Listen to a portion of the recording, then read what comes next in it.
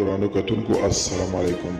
زه محمد سلمان همدرد د حق غږ پښتو چینل خبري لنډیز کې ستاسو کوربه اوس تاسو په امر اړوند د مهمو خبرونو لنډیز. د لاس ویګاس سن په نامه یو امریکایي ورځپاڼې له افغانستان څخه د ټولو امریکایي سرتیرو وتل خطرناک بللي. ورځپاڼه کارل ټرمپ په دې خپل سري پرېکړې افغانستان له یوې بېساري ناورین سره مخ کړ. د ارګ ویان صدیق صدیقي وایي د سولې خبرو کې پرمختګ نشته. طالبان د خلکو غوښتنو خلاف وړاندیزونه کوي. صدیقي وویل د سولې خبرو د پرمختګ لپاره طالبان وړاندیزونه افغان دولت او پلاوي ته یې د منلو نه دي.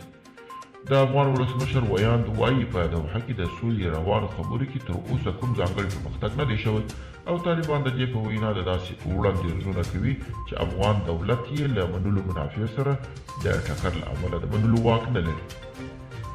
د متحده عرب اماراتو د ناڅرګندو لاملونو له امله د افغانستان په ګډون د 12 هیوادونو وګړو ته د سیاحتي ویزې ورکړه بنده کړې ده.